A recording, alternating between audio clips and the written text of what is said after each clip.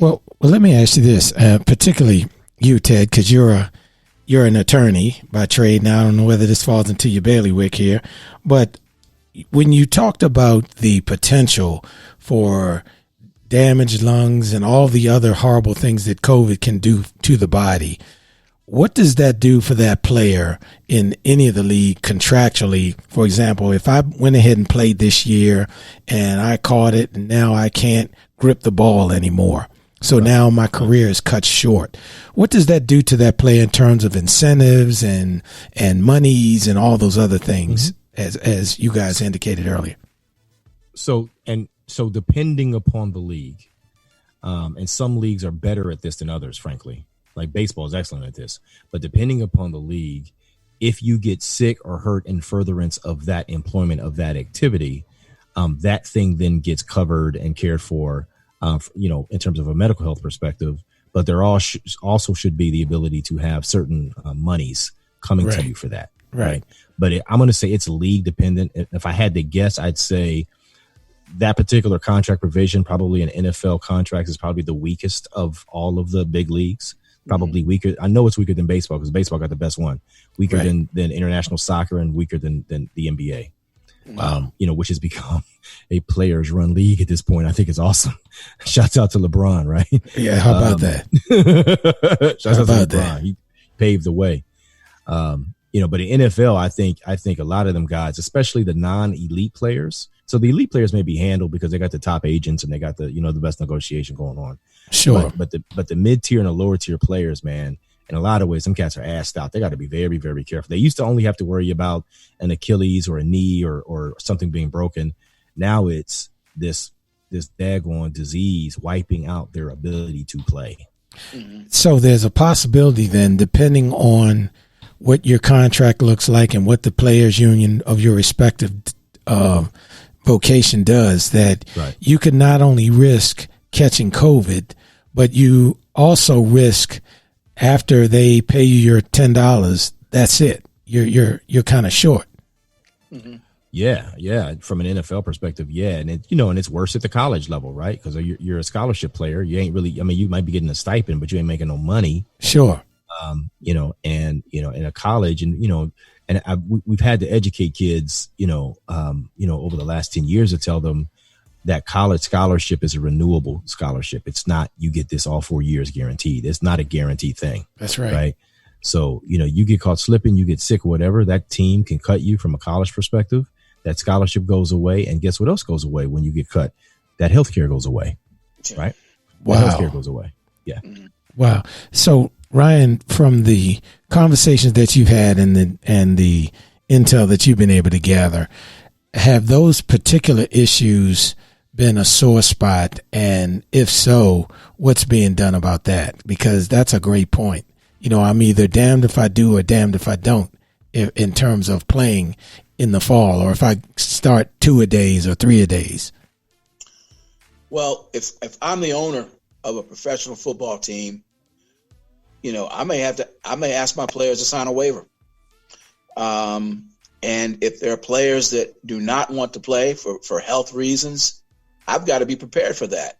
But as far as, there hasn't been anything concrete that I've heard from my sources about the legalities. I mean, if I'm not mistaken, the league, the Players Association, and the owners just recently ratified a new collective bargaining agreement. Now, what does COVID do to that existing agreement? Do you go back to the bargaining table and you insert provisions for COVID? Because, to be honest, neither side saw this coming.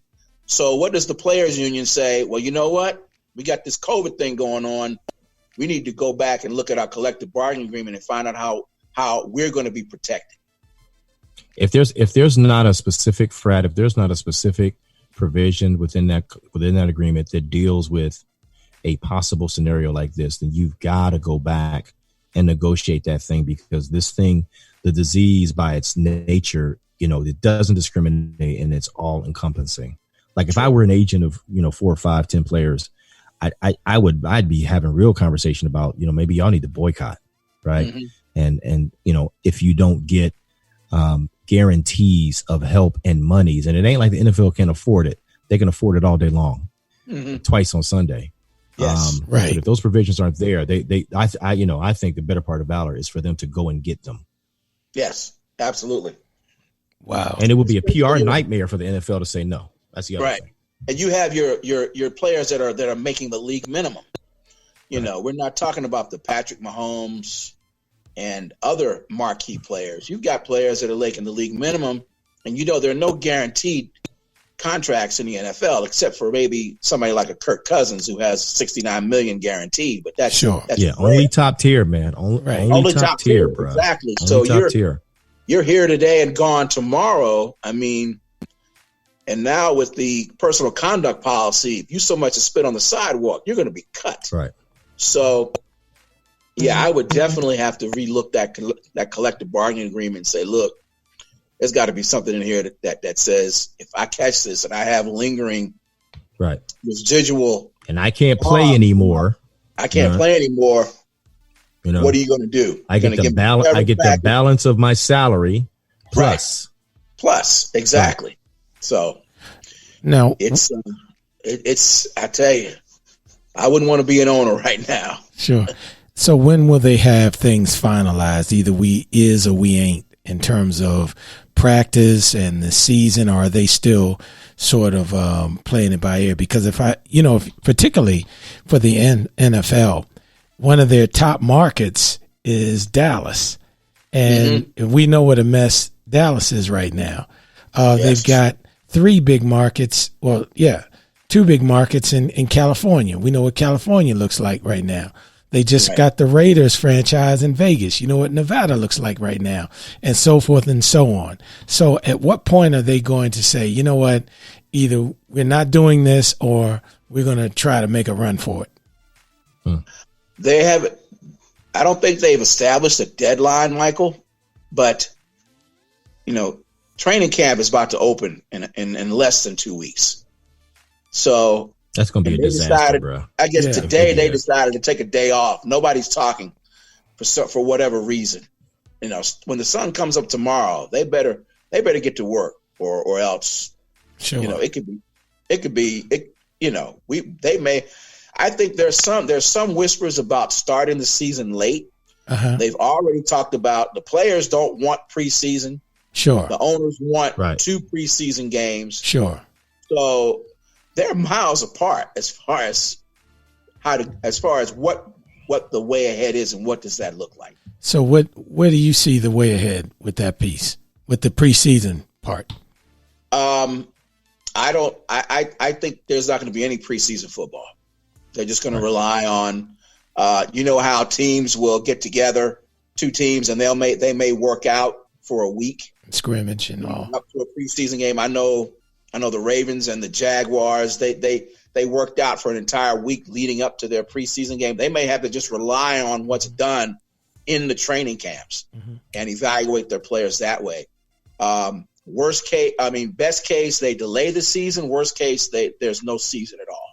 So I know the preseason is that prime time for conditioning. So if you sort of have the training camps where we're not doing as much physical stuff and the contact and all that stuff, do you anticipate more injuries during the season? Oh, absolutely. Because they have already collectively bargained away a lot of the contact that occurs in the preseason.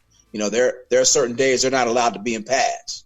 Okay. Or, so a lot of that contact has been collectively bargained away. So you already have a watered down training regimen compared to what it used to be. Once upon a time, they had 2-a-days in pads. Sure. You practice in the morning and you practice in the afternoon, but those days are gone. And then you have people that show up to camp out of shape. Right. And then you add Does that really happen though anymore, though, Ryan? Does that really happen? Because the impression I have is that guys are super professional, man, about their preparation in the off season. I mean, I was thinking more about maybe your offensive and defensive linemen. They show up overweight. The players, those elite players in those skill positions. Yeah, they come they come ready to go. They come ready, man. They do whole feature films all summer long of how they've been working out. Yeah, right. I mean, Lamar Jackson's been working out in Florida since probably the end of last season. Right. So got pissed off at the end of that game. Yeah, that's right. I believe the majority of those players do show up in better shape than they have in the past, but this pandemic really complicates things as far as social distancing. If the sun comes up on Thursday, that's when injury reports are due, and half of your starting lineup test positive. Now they got to go to quarantine. Yeah, that's a real thing. You got to lock the whole team down, bro. You do. Are you gonna do an NFL bubble in some place like North Dakota where there are very few cases? I mean, how do you? This onion is going to be difficult to peel.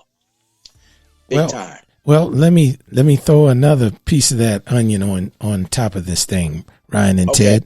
So let's just say, for the sake of discussion, they decide they're going to move forward with some type of modified situation in the NFL. Now, what does the stadium look like? Are we talking about 3 people in the stadium, no one in the stadium? Where do you guys see that going? Well, it depends on the local jurisdiction. Like if a state like Texas, for example, if they go to a full lockdown, then that's going to be an empty Dallas stadium. Right. I know in Baltimore, as it should be. I know in Baltimore, the Ravens have already said that their max capacity is going to be 14,000. This is a stadium that seats 71,000 people. Wow. And if things get worse in the state of Maryland, then they'll be playing in front of it. They'll be playing in front of empty stands. So it all depends on the state and local jurisdiction. Wow. And ironically, I think I hope that science will prevail and common sense, number one. But number two, I think that if they do decide to move ahead with the season, I think that people will still watch. I think their audience will still be there on the TV side. That's what those sponsors are counting on. Oh, yeah, absolutely. And everything else that comes with it. I mean, if bars and restaurants are open, I mean, that's make or break for them. That's right. Mean, the sports bar that I frequent, I mean, it is crazy on Sundays, Thursday nights, Monday nights. Because in Texas, Friday night is college, is high school. High school, sure. Saturday is college. Sunday is pro. Wow. And then you got Monday night football, Thursday night football, and Sunday night football. So those industries that rely on that revenue, they're going to be hardest hit. So it all depends on what local governments say, what can and cannot be done. Sure. Hey, Mike, I want to go back sir. to a question that you asked, man. Your question essentially was, hey, what are the NFL folks waiting for, right? Yes. Why haven't they made a decision, right? Right. And I think an honest answer is, man, things are changing so much. Right. Yeah. Every single day you watch the news, brother, and there's some new outbreak, some new number, some new record that's been shattered. And pick a state: California, Texas, Florida, Alabama, South Carolina. Sure. Right? Pick a state. And so with that much flux in this thing, and let's be clear, brothers, the virus is in charge. Oh, absolutely. Right? Yes. It's in charge. Yes. With its leadership and what it's doing, to our populace in this country, how can a leader make a decision as it relates to some sort of go forward plan? How do you do that? Exactly. It seems to indicate to me that going forward is not the right answer. Oh, no doubt. And I totally agree. I think, I would hope that common sense will prevail, but we know the type of influence that guy in DC had over the owners, particularly during the whole Colin Kaepernick thing. But again, that's another whole show. So we won't even. That blew up in their faces. Yes, it did. like 2 tons of TNT. You know what I mean? Talk about wrong side of history. Good yes. grief. Yes. And I'm so glad that history finally got that right. And let me ask you guys this one quick question, then I know we got to go. Do you think Colin will be back in the league. You had to take me there, Ted, so I had to go there with you. So yes and no. Okay. He